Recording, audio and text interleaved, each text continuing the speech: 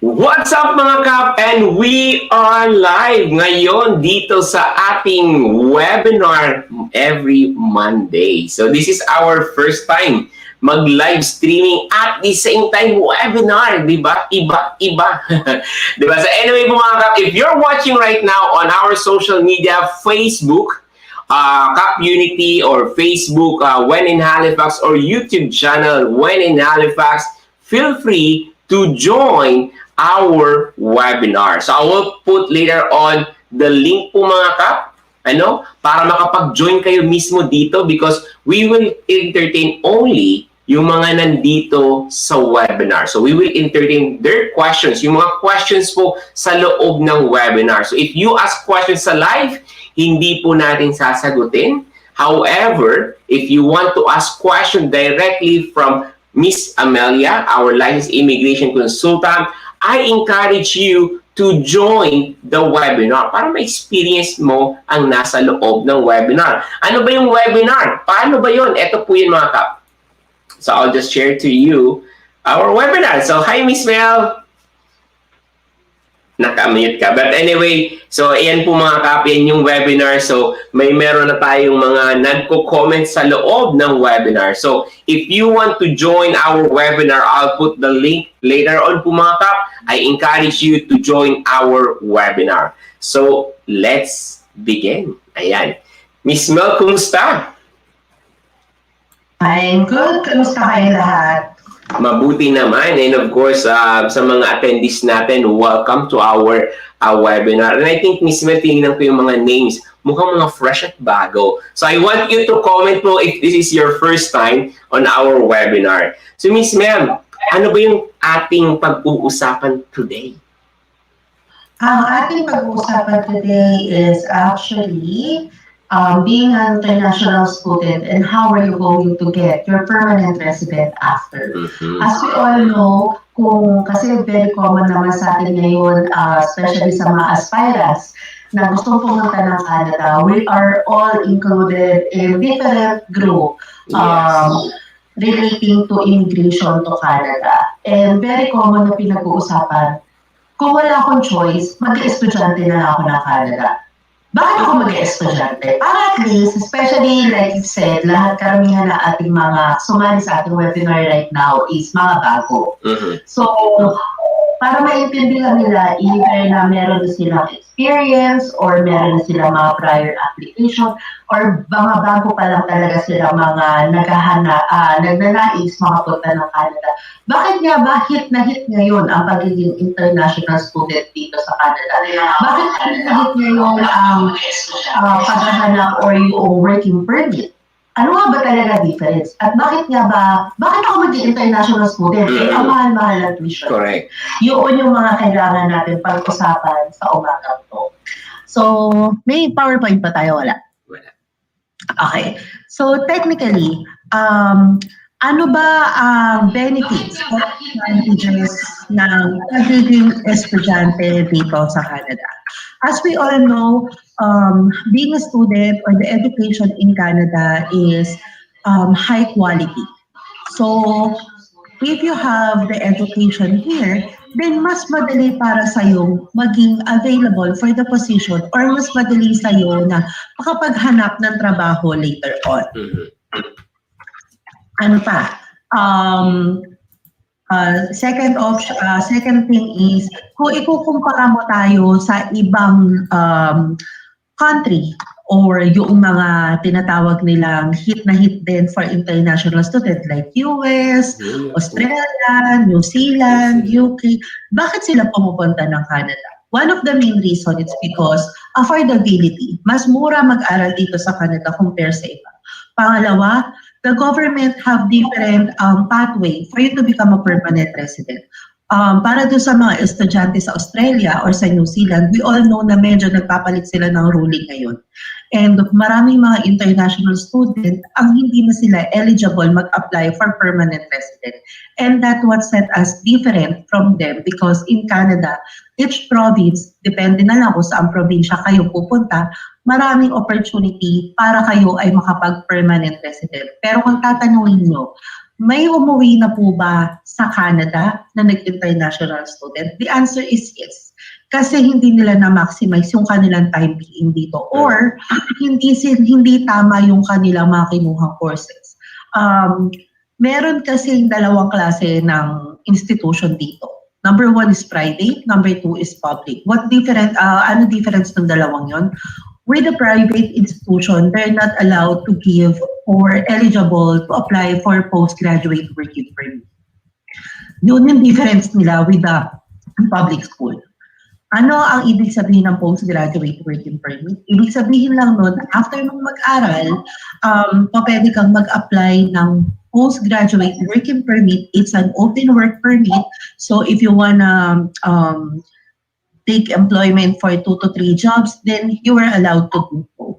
Yun naman ang gagamitin mong pathway para sa iyong permanent resident application. Depende sa province. May mga probinsya kasi na you need to be working first in the yung first 6 months, yung iba naman is 12 months, yung iba naman is pwedeng wala kang work experience. Possible yun. Maraming possibility kasi when it comes with the student pathway. So, may tanong ka ba, Joey?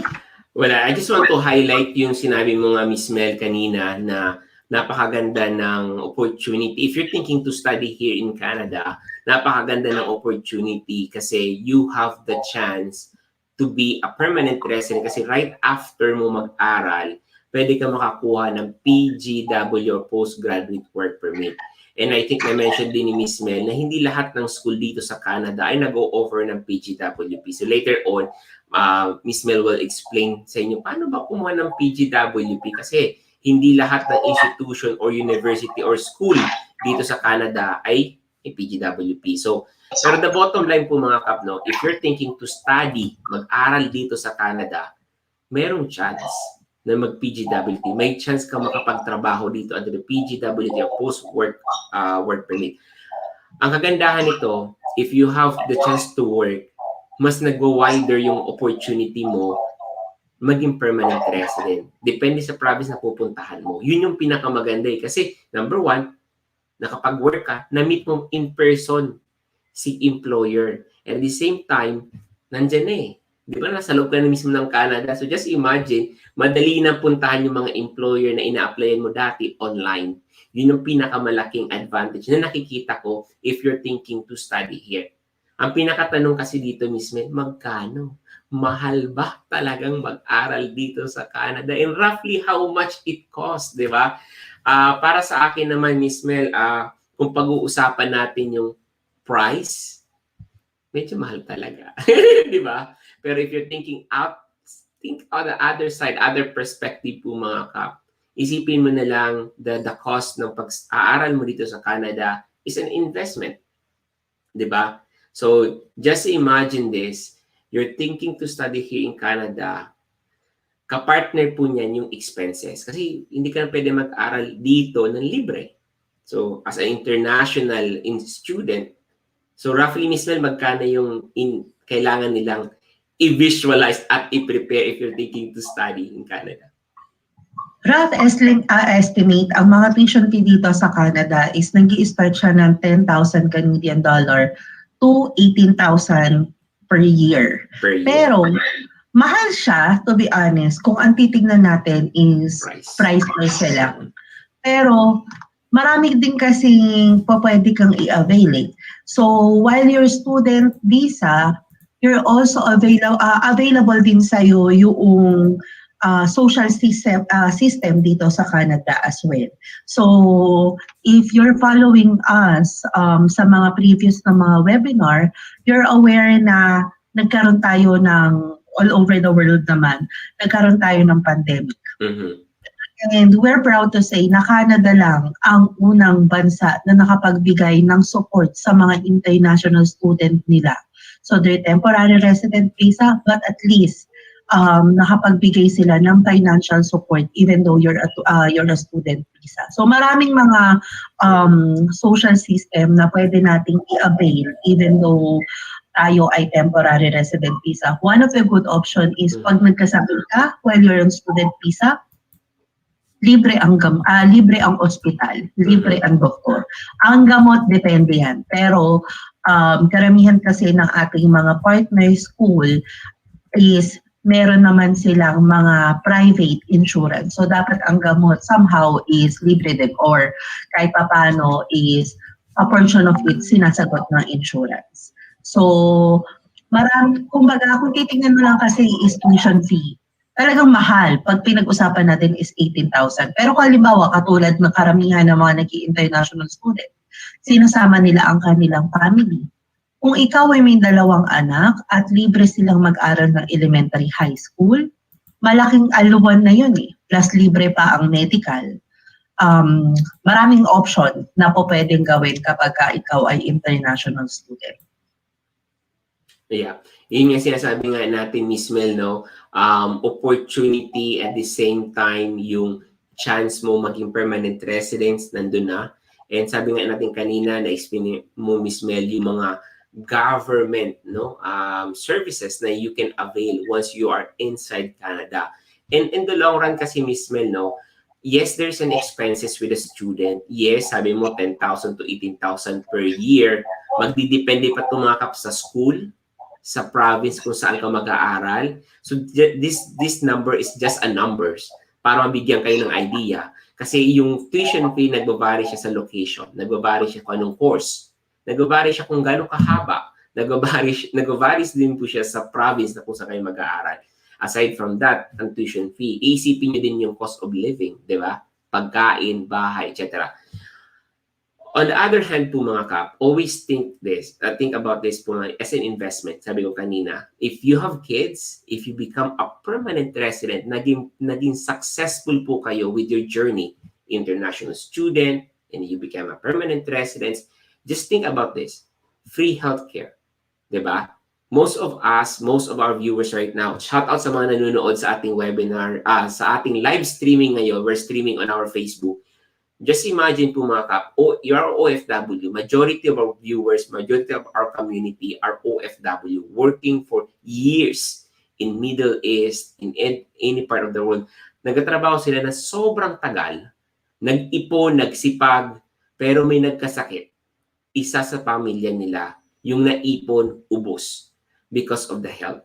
Basta health ng pinag-uusapan, kahit, di ba, kahit anong naipon mo, kahit ano yung goal mo, ano yung dream mo, nawawala. Kasi may nagkasakit eh. Kasi the reality is napakamahal po magkasakit sa Pilipinas. On the other hand, sa Canada, magkasakit ka, libre. Diba? Yung trabaho mo, yung ipon mo for your goal, for your dream. Dream house, diba? Dream business. Kasi yung magkakasakit ka, hindi mo iisipin day to day, kailangan ko mag-save ng contingency plan, kailangan ko mag-save ng emergency fund, just in case na magkasakit ako. Dito sa Canada, it's free.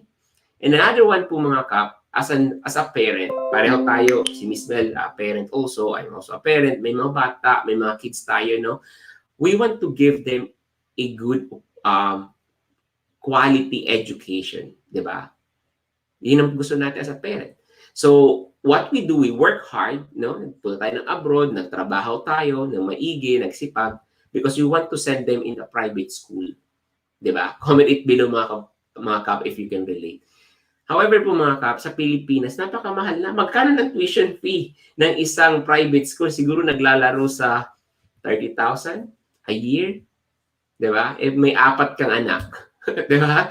So, just imagine yung cost mo from elementary to high school. Ilang years yun, Miss Mel? 12 years? Roughly, no? 12 years. 12 years, diba? So, from primary to high school, yun yung gagastusin mo. Eh, may 3 kang anak. May 4 kang anak.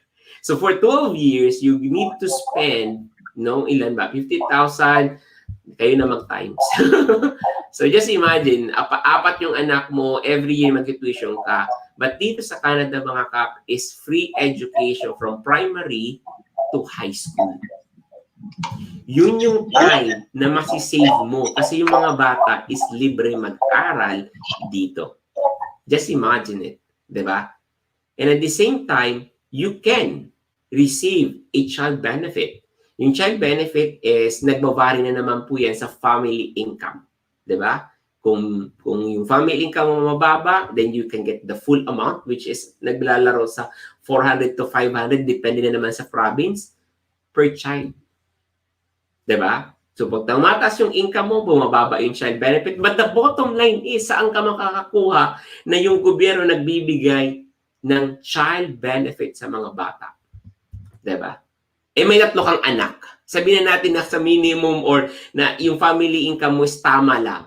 And you're able to avail yung child benefit full. May 4 kang anak. $500, sabihin na natin. Kayo na mag-compute. So sabi ko nga mga kap, totoo, it's very expensive to study here. Hindi namin pwedeng sabihin hindi. Talagang mahal. Saan ka kukuha at pupulot ng 10,000, sabi ni Miss Mel, 10,000 to 18,000 Canadian dollars per year. Depende pa sa province, depende sa school, depende sa school, di ba? Pero on the other hand, I want you to think all the benefit doon sa expenses na ilalabas mo. Di ba? So, healthcare, education, government benefit. Recent thing sinabi ni Miss Mel, COVID.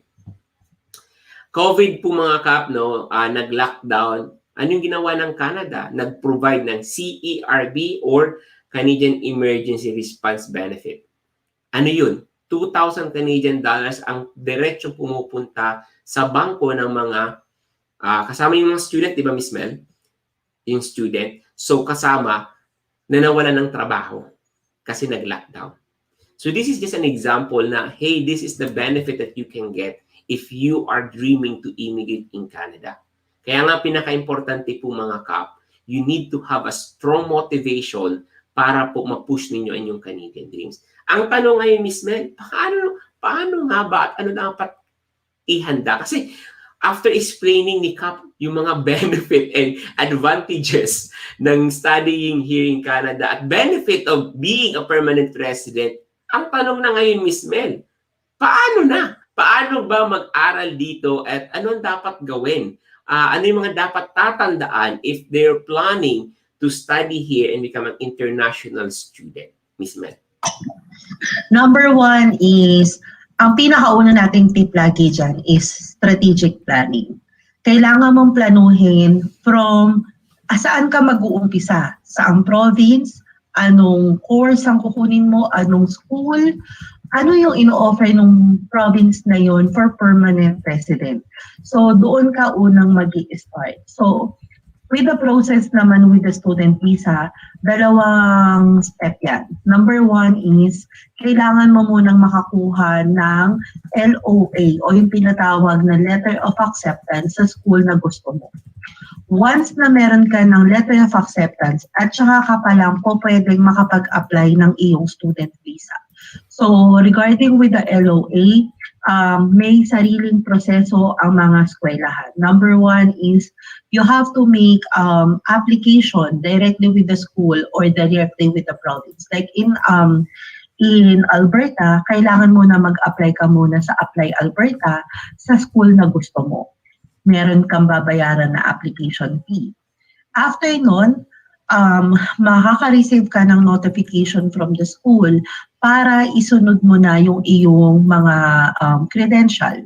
So, kailangan mo ng transcript of records, diploma, passport. May mga courses na mandatory ang English exam. So, pwedeng IELTS academic. Depende yan sa eskwelahan. Hindi lahat ng school is nagre-require ng IELTS. Pero meron namang ibang mga school na aside from IELTS, tumatanggap sila ng Duolingo or tumatanggap sila ng letter from our school in the Philippines na ang laman is English as a medium of instruction. So, pwede rin nilang tanggapin yun. Pero, bawat eskwelahan may kanya-kanya silang mga requirements. Hindi dahil si eskwelahan A, ganito ang requirements, i-assume mo na si school B, parehas sila na requirements. Magkakaiba po. Ngayon, kung ikaw naman ay may IELTS General, usually hindi siya tinatanggap sa mga school. Kailangan is academic ang iyong tinig. So, yun yung number 1. And then after nun, i-assess na ni school kung tatanggapin ka nila doon sa course. after that, makakatanggap ka ng conditional letter of acceptance. Hindi pa pwedeng gamitin yung conditional letter of acceptance sa iyong pag-a-apply ng iyong student visa. Dapat full acceptance offer siya. So, usually, pagka naka-conditional, ibig sabihin nun, pinagbabayad ka ng school ng deposit. So, once na makapagbayad ka ng deposit, mag-i-issue na ang eskwelahan ng full letter of acceptance.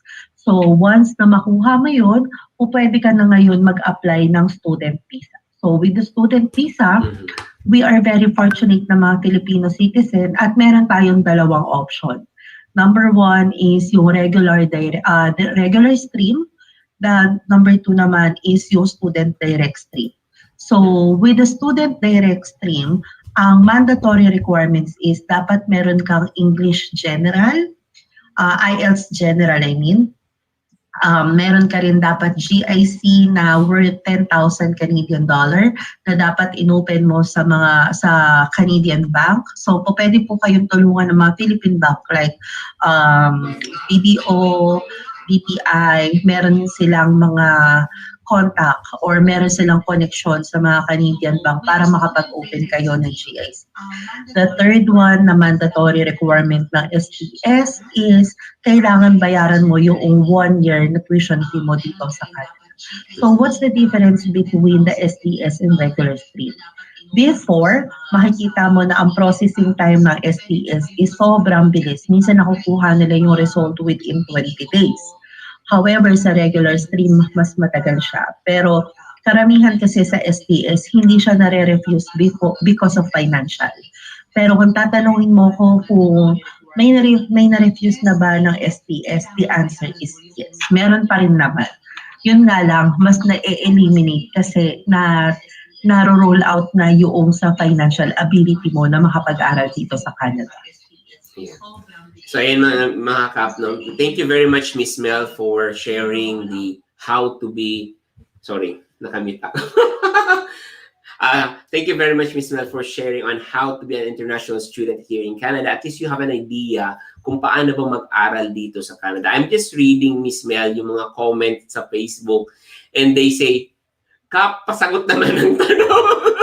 So kanina kasi po mga Kap, ay sabi ko, yung nasagutin namin mga questions ay dito po sa webinar. So maybe mga Kap, no, if this is your first time na makita or nalaman na meron kaming webinar, it's every Monday po mga Kap. We have a webinar. No, meron kaming webinar po every Monday with Miss Mel. We shared specific information. So right now our topic is about international student. Paano bang pumunta dito sa Canada? Dito as international student. Pwede ba magtrabaho? Pwede ba mag-immigrate dito? Pwede ba maging permanent resident through the international student? So yun topic natin today. So anyway po mga Kap, we will see po mga Kap, we will try our best if we have time. We can answer some questions on the live streaming. We're currently simultaneously po mga Kap streaming on our platform. So we have KAPmunity Canada Facebook, shout out po sa inyo. So when in Halifax, shout out po sa inyo, especially on our YouTube channel na marami din nanonood. Maraming salamat. So click the subscribe button as well mga Kap. So anyway, Miss Mel, I just want to highlight several things na na-mention mo. So number one na kailangan nilang kunin for international student is to get a letter of acceptance from the school. Diba, Miss Mel? So, Miss Mel, with the letter of acceptance na sinasabi natin, mahirap pa itong kunin and just give us an idea kung paano ito kinukuhang letter of acceptance sa mga schools, Miss Mel. And ano pa yung letter of acceptance? Katumbas ba ng letter of acceptance yung parang enrollment sa Pilipinas? Pwede natin sabihin katumbas siya ng enrollment. Pero yung enrollment kasi parang sabagay, parang ganun din na after mo tanggapin yung enrollment agreement is pwede ka na nga magbayad ng iyong tuition fee at ikaw ay inaasahan ni school na sa kanila ka mag-aaral. So somehow, halos parehas din ang ibig sabihin. Pero kasi since ibang bansa to, yung letter of acceptance, ang ibig sabihin pa lang nun is tinatanggap mo na ikaw ay mag-aaral sa aming school. However, kailangan mo muna mag-apply ng student visa para kumbaga, ma-total, yung makuha mo yung full severity ng iyong letter of acceptance. Yes. So take note po mga kap, letter of acceptance is not enough po mga kap.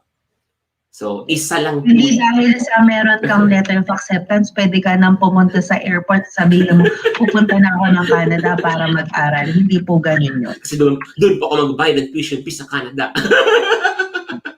So hindi po, isa po yun sa mga requirements. Miss Mel, na-mention natin yung DLI, Designated Learning Institution. Ano ba yung importance ng DLI sa mga caps natin gusto mag-aral? Para matandaan nila, ano ba yung DLI at para saan ito at bakit kailangan natin tandaan na dapat DLI yung school na kailangan nilang puntahan? Okay. Marami kasi mga eskwelahan ngayon ang nagsusulputan dito sa Canada. So kung ikaw ay international student, dapat yung eskwelahan na pupuntahan mo is may DLI number. Kapag wala silang DLI number, isa lang ibig sabihin nun, hindi sila dapat tumanggap ng international student. So, no DLI, possible yan kung ikaw ay local student na dito sa Canada. Meaning, ikaw ay permanent resident or Canadian citizen at mag-aaral ka sa school nila, walang problema. Pero kung ikaw ay international student, hindi ka nila pwedeng tanggapin kasi hindi pa sila DLI school. So, kailangan muna nilang ipa-accredit sa government para maging DLI para ikaw ay matanggap nila as international student. And another question, Miss Mel, no? Now they already understand that kailangan talaga merong DLI institution, yung school na kailangan pupuntahan. Ang next question, Miss Mel, lahat bang school sa Canada ay nagpo-provide ng PGWP or Postgraduate Work Permit? Kasi most of our CAPs, the purpose ng kanilang pag-aaral, no, pag-aaral sa Canada ay magkaroon ng opportunity maging permanent residents. And sabi nga natin, after mo studying, you can get a PGWP. Miss Mel, lahat bang school nag-o-offer ng PGWP right after mag-aaral?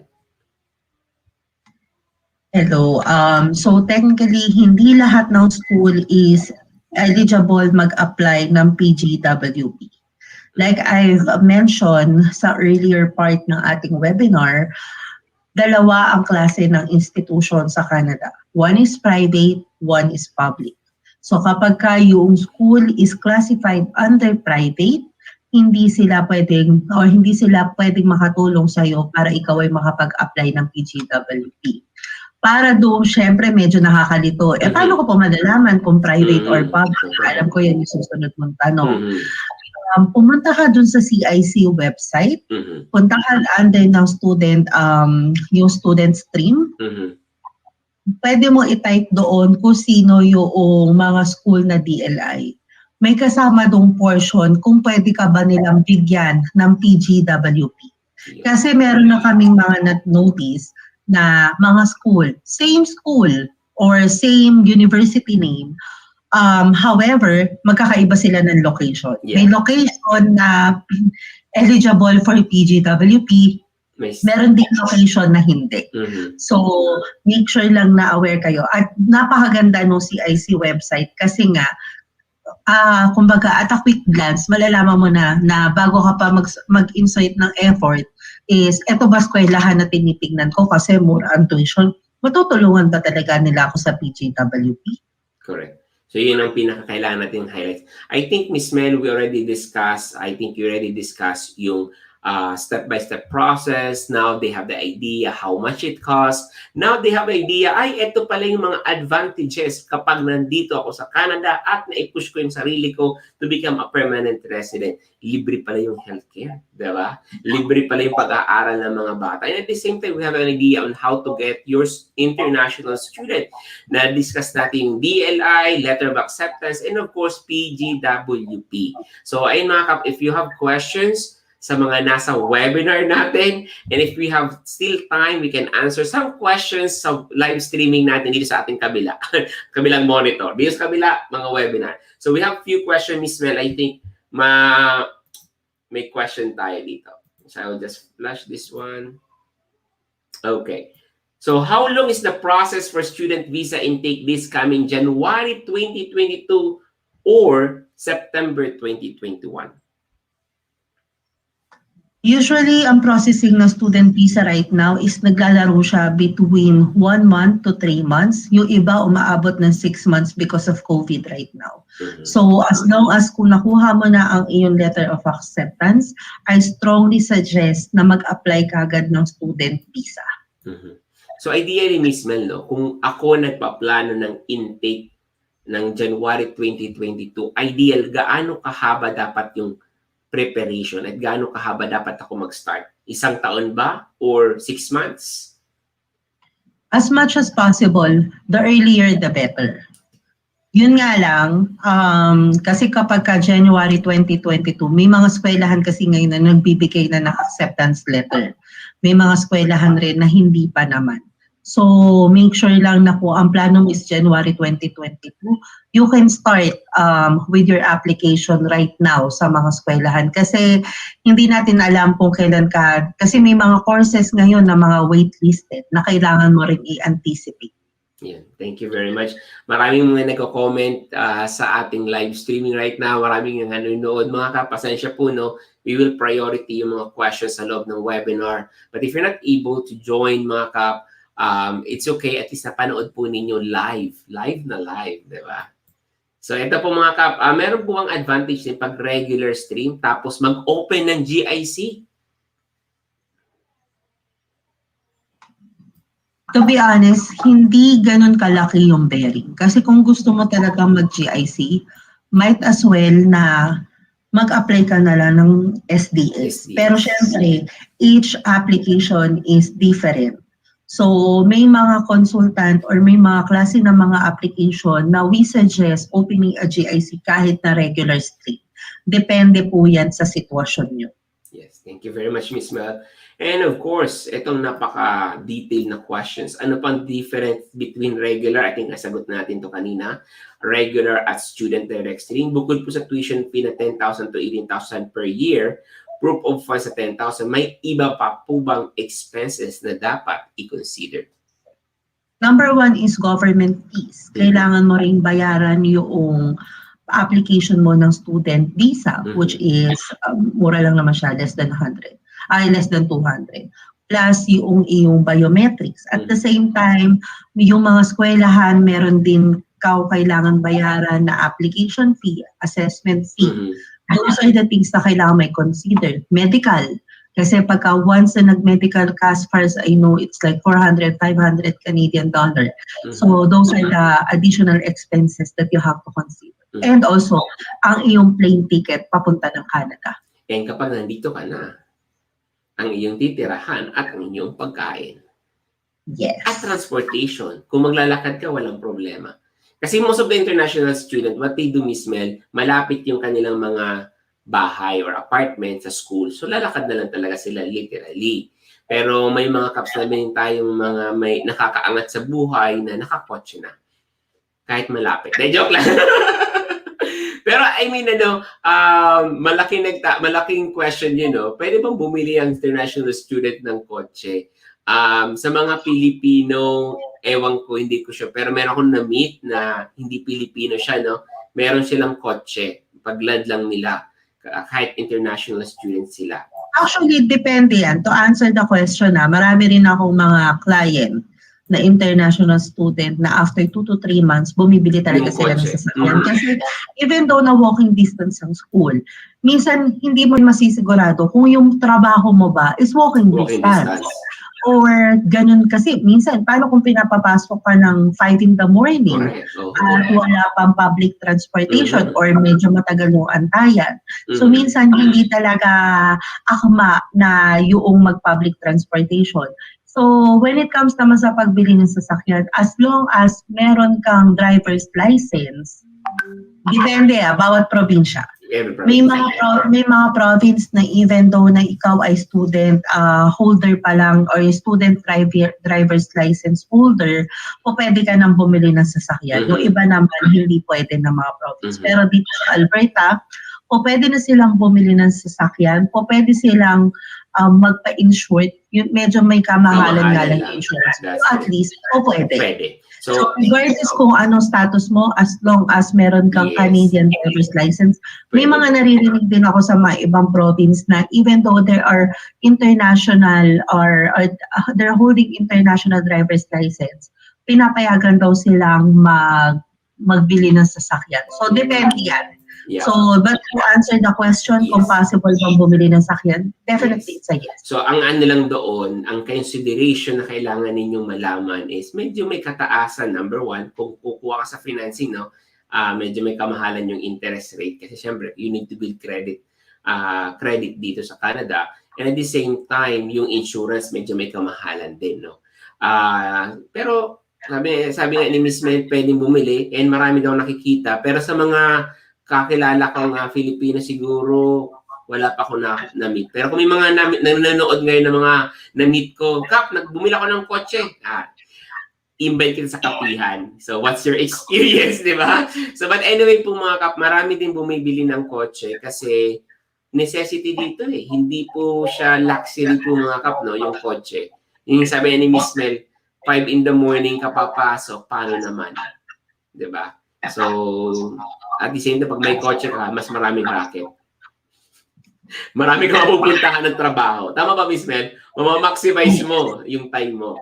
So, yan. Yeah, kasi minsan pagka magbabas ka, abutin ka ng 2 hours. Yung 2 hours na yun, imbis na ipahinga mo na lang or makapagtrabaho ka. Gasto siya, yes. Pero depende sa sitwasyon mo. Lalo na kung halimbawa ikaw ay may kasamang mga bata. Yeah. Totoo. Isa pa yan. Malaking consideration yan. Pero kung sakali lang po mga Kap, you're planning to study here and you're planning also to buy a car, I don't suggest na bumili ka ng financing or leasing. Bili ka ng second hand. Bili ka muna ng kaya mo, yung mumurahin lang muna. Oo. Kasi tawag doon, malaki ang epekto niyan pagdating doon sa mga insurance eh. So kapag medyo may liwanag na ang iyong papel at finances. Kasi kung bago ka rin naman, kapag ikaw kumuha ng sasakyan ng as in kararating mo lang ng Canada, I doubt din naman na meron talaga magpapautang sa iyo. Kung meron man, masyadong mahal ang interest. Correct. So, pwede. Sabi nga niyan sa mga car dealer, pwede. Mataas lang interest rate. Pero pwede. Pwede. Ang tanong doon, pwede. Pwede. Mataas lang interest rate. Unless otherwise you don't mind it, di ba? So anyway, we have a next question kay Ray. Hello, once po ba may PGW kahit anong work na po ba ang pasukan mo? Or should be specifically only on what you studied po? Ito ang maganda sa mga naka-PGWP. Since open work permit siya, it's unrestricted. So meaning, kahit na anong trabaho gusto mong pasukan, ilang trabaho gusto mong pasukan, kahit na yan ay hindi related sa iyong pinag-aralan, possible po siya. O pwede mo pong gawin. So yun yung pinakamaganda doon. So kung kaya mo magtrabaho ng 3, why not? Diba? Kung kaya mo magtrabaho ng 24 hours. I mean, exaggerated. Pero bakit hindi? Diba? PGWP, sabi nga ni Miss Mel, hanggang kaya ng katawan mo, bakit hindi? Kap, maraming bayarin. 2 hours na tulog, pwede na yan. Diba? I mean, PGWP mga Kap, no, sabi ni Miss Mel, open work permit, walang restrictions. Hindi mo ibig sabihin, nag-aral ka ng CCA or healthcare, dapat nasa healthcare ka rin. So, any kind of job. Miss Mel, na-mention mo yata kanina, yung PGWP is once lang pwedeng i-apply. Paano ba yung Miss Mel? So, once lang siya pwedeng i-apply, kaya maximize it. Doon lumalabas yung sinasabi natin na umpisa pa lang, you have to, you need to have a strategic planning or plan to your being an international student in Canada. Kasi kung wala kang plano, syempre kapag ikaw ay nasa, for example, kumuha ka ng 1-year course, may kasama kang family. Ngayon, after mong mag-aral, doon ka pa lang nag-start maghanap ng trabaho.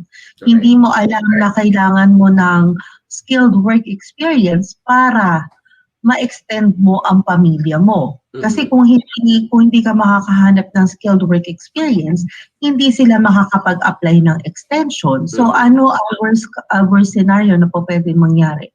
Pwede sila mapauwi. Correct.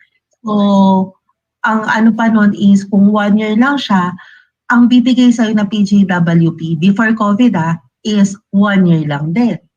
Pero kung halimbawa nandoon ka sa mga provinces na mandatory requirement is 1 year skilled work experience, ano ngayon yung mga magiging status mo o magiging status nyo after nung 1 year? Paano ka ngayon makakapag-apply ng permanent resident? Kasi technically, kung meron kang 1 year at na-maximize mo yun sa pagtatrabaho, possible naman. Kaya lang, ano ngayon ang status mo habang ikaw ay nag-aantay ng IPA or ng nomination kung wala ka ng status doon sa lugar na yon. So, yun yung mga kailangan mong planuhin. Yes. So, gaya ng tanong ni Ray kanina, kung ano po bang work na kailangan kong pasukan, kailangan ba related ba siya sa pinag-aralan ko? As much as possible, dapat related siya sa pinag-aralan mo. Kasi yun yung forte mo eh. Yun yung reason kung bakit ka nag-international student. Pero, aside doon, kailangan mo rin isipin, eto bang position na to, makakapag-permanent resident ba ako? Kasi baka mamaya yung position na kinuha mo, related nga naman doon sa course mo, however, nasa NOCC&D siya. Paano mo ngayon gagamitin yun for permanent resident? Dito talaga pumapasok yung tinatawag natin strategic plan. You need to create a strategic plan po mga kap. Kasi pag-aaral, mag-aaral madali lang naman eh. You can get it on the internet. However po mga kap, ang kulang po sa mga kaps natin, which is what we notice is planning. Wala sa plano eh. And at the same time, ang ano nila ay parang ano lang eh, copy-paste.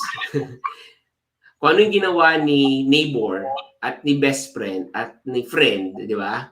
Yun na din yung pattern ko. Dito siya nag-aral. Yun naman lang din ako. Kasi nandun na siya.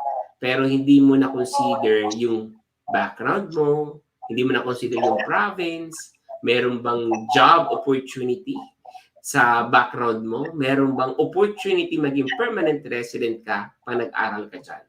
So, dun pumapasok yung strategic planning that you need to create plan po mga kap before kayo mag-engage international student. And at the same time, yung length of pag-aaral. Yung sabi ni Ms. Mel, 1 year PGWP. Diba? Yung 2 years, bibigyan ka ng 2 to 3 years PGWP. So, maraming mga considerations na kailangan yung tatandaan pag mag-aaral kayo sa Canada. The bottom line again, strategic planning. Diba? Yes. Strategic planning. Paano kaya makakakuha ng strategic planning? Stay on this live streaming po mga kap. Stay on this webinar because we will show you something na pwede kayo makatulong sa strategic planning po ninyo. Ayan. So we have few more questions, Miss Mel. 2 more questions here. Sabi ni Emil, hello po, ask ko lang po if kunyari, naka-lodge po ako na student and then biglang gusto kong isama si partner ko. Pwede po bang i-apply kahit na hindi pa approve si student? Ano po ang mga suggest ninyo? Thank you po. Possible naman yung plano na yan. Kaya lang, dapat mo rin i-consider na hindi rin ma-approve ang dependent mo kung hindi ka na-approve as student or ikaw yung main applicant. So, it's really up to you, pero I strongly suggest na antayin mo na muna yung result. Not unless na lang yung intake is a matter of, halimbawa, ayan, September. Medyo alanganin na yung buwan. Then, I strongly suggest na i-apply mo na rin kagad. However, kung makakapag-antay naman, then mag-antay-antay na lang muna. Another question, Miss Mel, no? Nagaplano mag-aral sa Canada. Maisasama niya ba ang kanyang asawa at anak? Yes. Ang kasama mo, pwede mong isama is yung dependent family. So pag sinabing dependent family, asawa, live-in partner. Ang live-in partner dito hindi hindi babae lalaki lang. Pwede ka magsama ng same sex as long as you can provide yung mga proof na talagang kayo ay common law partner. anak, pwede mong isama. Kung ikaw ay single, unfortunately, hindi mo pa pwedeng isama ang iyong parent or ang iyong kapatid dahil ikaw ay nag-iisa sa Canada. So kapag ka ikaw ay single, mag-isa ka lang makakapunta ng Canada. Kung ikaw naman ay may asawa or may kapartner, pwede mo silang isama dito sa Canada. So yun yung nakakalungkot sa mga single na wala kang maisasama kundi ang iyong sarili lang. Who knows, malay mo nandito yung love life mo. Yung hinahanap mong love life mo dito sa Canada. Pero kung ikaw married, 'di ba? You have kids, yung si spouse mo, yun ang pinakamaganda. Nag-aaral ka dito sa Canada, kasama mo pa ang iyong pamilya. 'Di ba? It's a word of investment. Magastos, totoo. Hindi mo mapupulot basta-basta ang 10,000, 18,000 Canadian dollars na basta-basta. However, think out of the box, think different perspective. Kasama ko pala si spouse. Kasama ko pala ng aking mga anak. Diba? Especially sa mga OFW nating nanonood right now. Gusto ko lang shout out si Raddy, Peter. Sabi niya, long time no see both of you po. Scarlett, are you there? He. Wala si Scarlett Singh. Hindi niya alam yung schedule. Biglaan na live streaming lang ito mga kap. So actually po mga kap, wala po kaming plan to do live streaming right now. The reason why we do this, kasi sabi ko, gusto namin i-share yung pinag-uusapan naming topic dito sa ating webinar. Again mga kap, this is a regular program, a free webinar for you po mga kap. So if you want to join our free webinar, simply go to our website, KAPmunity Canada, or directly to the link webinar.kapunitycanada.ca. You can sign up po ahead of time. And yung buong schedule namin for the month of April and May, nakapost na din po mga kap. So we encourage you to join every Monday. A free webinar po mga kap. Ano yung difference ng live sa ka-webinar? Yung webinar, we have specific topic. And sa Q&A po naman, every Friday or Saturday sa Pilipinas is random. Kasi magdidepende sa question nyo. Sabi nga namin, tanong mo, sagot namin pag Friday. Pag Monday, specific topic po mga kap. Like ngayon is international student. I need to bring my family to a student visa. How much funds should I prepare to ensure approval of our visa? Sabi ni Sam mismo. It usually depend kung ilan ang iyong anak na isasama. Pero just to give you a rough estimate, kung ang tuition fee mo is 18,000 plus living out allowance of 10,000, so plus a spouse, so kung isa ang anak mo, dapat ang iyong show money is at least 35,000 Canadian dollar. Kapag ka dalawa ang anak mo, then 38,000 Canadian dollars. So plus 3,000 and plus 3,000 on top of that, depende kung ilan ang anak na dadalhin. Thank you very much, Miss Mel. May mga questions tayo. Shout out lang kay Jeffrey, maayong gabi tanan. Good evening po, sabi ni Amy. Good evening po, sabi ni Mia. Hi, good morning po, Ma'am Mel and Capture. Pwede po ba mag-question? Pwede ni John Mayer. Question kasi sa question section. Good morning po. Example po, may visa na mamaya. Ayan. And another question is, direct hire po kasi ako, sabi ni John Mayer. Ang gusto ko din po isama yung husband and child po namin. Ano po pwedeng i-apply po, ma'am? Ang express entry po ang i-apply sana po namin. Salamat po sa pagsagot. Kahit hindi po ngayon related ang topic. Maraming kailangan i-consider dyan sa tanong mo. Una sa lahat, ano ang posisyon mo na hinire ka ng employer? Yan ba skilled? Yan ba ay unskilled? Regarding express entry, ano ang LMIA na in-offer nila sa'yo? Under express entry stream ba? Low and high wage stream? Maraming kailangan i-consider. So, John Mir, I strongly suggest to contact us with KAPmunity Canada para masagot ang iyong mga katanungan. Yes. You can message us directly on our email. It's info@KAPmunity Canada, or simply go to our Facebook page, KAPmunity Canada. So, yan. Good morning po. Example po, may visa na, student permit, open work permit, and TRB. Possible po kayong mapaaga ang pagpunta sa Canada ng family due kay open work permit na makakuha ng work. Pero si student intake ay example, September 2021 or January 2022. Pwede ba yung Miss Mel mag-advance na pumunta agad? September. I strongly suggest wag muna kasi hahanapin din si main applicant eh. Mhm. So, usually marami ako nakita nagtatanong nito kasi gusto nila kagad i-maximize yung pagtatrabaho. Mhm. Pero questionable to sa border. Yes. Ayan. And of course po mga kap, I think that's the last question, Miss Mel. Ako po ulit, sabi ni Mia Garcia, kapag 2 years po ba ang program, dapat din po ba 2 years ang proof of funds or pwedeng 1 year proof of funds lang? Salamat po ng marami, God bless. 1 year proof of funds is enough. Yun, napakaganda. 1 year, 2 years ka, pero 1 year proof of funds lang. Yun, ang pinakatanong dito, paano ba makakatulong ang KAPmunity Canada? Sa mga nanonood right now on the webinar, sa mga nanonood sa live streaming natin, sino ba si KAPmunity Canada? So KAPmunity Canada po mga kap is owned and managed by Miss Mel and of course Kap Joey. The purpose of our company is to help yung mga kap po natin nangangarap na pumunta dito.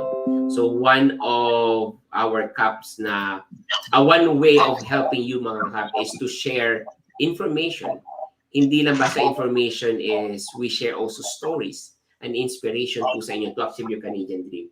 Nandito po yung webinar, nandito po yung Q&A live streaming, and of course po mga kap, if you want to avail our service, na bukas puso po kaming tutulong sa inyo because we have our licensed immigration consultant, Miss Amelia Adjo. We have also our team that are there to help you, trained and managed by Miss Amelia.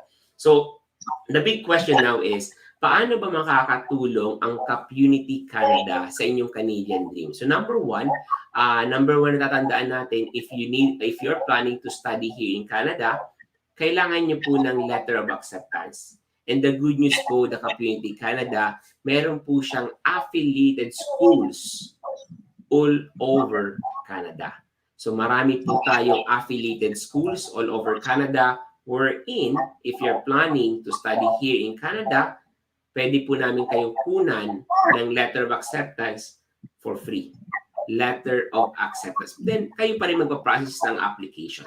So, the only thing na gagawin namin is we will help you to get a letter of acceptance from our affiliated schools. So, we have list of schools po mga kap. If you're interested to get the list of schools all over Canada, kasama na po dyan dito sa Nova Scotia ang Nova Scotia Community College. If you want to go there, nakasama din po dyan. Meron kaming listahan po mga kap all over that except Quebec. So what we can do is we can help you to get a letter of acceptance po mga kap. So anyway, kayo pa rin yung magpa-process ng application. Pero kung gusto nyo stress-free, gusto nyo kami mag-process ng inyong application, and of course gusto nyo si Miss Mel ang inyong immigration consultant representative, you can avail our service. You just message us at info@KAPmunity Canada or message us at KAPmunity Canada Facebook. Na-mention din natin kanina na you need to create a strategic plan. Kailangan mong gumawa ng strategic plan if you're dreaming to immigrate here in Canada. And as we mentioned po mga kap, we created po mga kap a service na sasagot dun sa strategic plan. Kami ang gagawa ng strategic plan. And we introduce to you po mga kap. I want to present a presentation kaso lumiliit kasi yung screen dito eh kapag i-share ko siya. So, introducing to you Miss Mel, nag-echo lang. Yeah. Introducing to you, Miss Mel, introducing po sa inyo yung bundled program. So maybe hindi nyo pa naririnig yung bundled program or first time nyo marinig yung bundled program. Ano ba yung bundled program? Number one po mga kap, the bundled program po is we created this dahil po, number one, from the survey, from our caps, from the client, from the people na na-encounter namin. And nakita namin na ito yung kailangan ng mga caps natin. So this is the reason why we build and created our bundled program. The bundled program po mga kap is 4 na program in one service. So, kasama na dyan yung Express Entry, PNP, pilot program. Ang example ng pilot program is caregiver or AIPP. Kasama na rin po yung last plan natin na student. So what we will do po mga Kap is we will create a strategic plan kasama si Miss Amelia. Yung first plan natin is to get an express entry profile, di ba? So tingnan natin kung talagang pang express entry profile ka. And at the same time, kung hindi mag-workout, dun papasok yung provincial nomination program. The nomination program po mga Kap, dito kaganda ng mga nomination program is may mga nomination program na hindi kailangan ng job offer. Hindi mo kailangan ng job offer. Gaya ng pasok namin dito sa Canada, gaya ng pasok ko, yung Nova Scotia Category B, this is a very good example. Walang job offer na kailangan and you will land as a permanent resident. So, ito yung strategic B natin or strategic number 2 natin or strategic plan B natin is the provincial nominee program. So, the KAPmunity Canada, in supervision of Ms. Amelia, maghahanap po tayo ng PNP program na eligible kayo. So, you need to be eligible to that program. So, number 1, kailangan nyo ma-meet yung mga requirements. Worst to worst, hindi nyo na-meet, dun papasok yung plan C natin, strategic number 3 natin, dito pumapasok yung ating plan C, yung pilot program. So, example ko nga, maraming pilot program kasi every provinces mayroong mga different pilot programs, no? Pero ang pinaka-pamoso is the AIPP or Atlantic Immigration Pilot Program and caregiver, di ba? Kung you are eligible for that, we will help you na mag-apply dito sa AIPP, sa caregiver. And kapag hindi nag-workout yan, kasi kailangan ng designated employer, pag hindi nag-workout yan, doon papasok yung strategic number 4 natin or plan D natin na student. So we tried our best. We went to Express Entry, we tried the PNP, we tried the pilot program. Hindi nag-workout ng maigi, hindi nag-workout, doon papasok yung plan D natin, which is student. So just imagine po mga Kap, it's a bundled program. Sinama-sama na namin lahat ng mga possible na programs para sa inyo. Sabi nga, eto na, this is it. This is the best program na. Ito na di ba? So, pag hindi nag-workout, eto, sasalangan natin ng bagong program. So, and this is the best thing about the bundled program. We have a team na talagang trained ni Miss Mel. And of course, nandiyan si Miss Mel. Siyempre, si Miss Mel ang ating immigration consultant. Kasama ang ating consultation, di ba? So first, if you're going to avail our bundled program, nandiyan si Miss Mel to do consultation. Layout mo na ng plano, ano dapat natin gawin. And then, dun tayo sa services na kukunin natin. Ito na yung plan A, B, C, D natin. So if you are interested to know more about bundled program, just message us directly on Facebook. And Kap, gusto ko pong malaman ng bundled program and we can book you a one-on-one meeting with our onboarding team to explain paano ba yung bundled program and of course the professional fee. So if you are interested to learn more about bundled program, I encourage you to email us at info@KAPmunity Canada or message us at KAPmunity Canada Facebook and mention nyo lang, Kap, I want to learn more about bundled program. Ayan. And we can send you a link. Yung mga nandito sa webinar, if you're interested to learn more about bundled program, I can send you right now yung link to book an appointment with our onboarding team. And if you're watching on Facebook and if you are on YouTube and if you're interested, comment it below po mga Kap and I can send you the link also para makapag-book kayo sa ating onboarding team. You have a 15 minutes meeting with our onboarding team to explain ano yung bundled program and how much it costs. Diba? So, yan lang naman yung ating bundled program that we really want to share with you kasi alam po namin na makakatulong ito to achieve your Canadian dream. And another one is, Kap, DIYers ako eh. Akong gagawa ng application ko. Diba? Kasi kayang-kaya ko dahil sa tulong po ninyo. Di ba? So, tinuruan na po ako ni Miss Mel. Yung mga tanong ko po ay nasagot na. And then, mga Kap, feel free to do it yourself. And if you need help, nandito po kami. Sabi nga namin is, we can provide you a free letter of acceptance. Kasi sa student application, ang pinaka-challenging is letter of acceptance. And KAPunity Canada ay merong affiliated school. And if you are interested to get our free LOA or letter of acceptance, message us at info@KAPunity Canada. So that is for me, and back to you, Miss Mel. Hello everyone. So I guess natakil naman natin lahat na important factor. If you need more information, you can contact us at KAPunity Canada at any time. Otherwise, I'll see you on Friday for the live Q&A. Yes po. And I think lahat naman ng questions sa question section ay sasagot natin. And if ay may mga question dito regarding the bundle program, you don't need to worry po mga Kap. Just message us at info@KAPunity Canada or Facebook page, KAPunity Canada. Sa mga nanood sa ating live streaming, maraming salamat. And shout out kay Special K na nanonood sa YouTube natin. For everyone that are watching right now, maraming salamat po mga Kap. If you're interested to get our bundle program or you want to learn more about bundle program, message us or comment below at babalikan po namin kayo so that makapag-book kayo ng one-on-one meeting with our onboarding team. Maraming salamat po mga Kap and see you on Friday. Bye! See you! Bye-bye!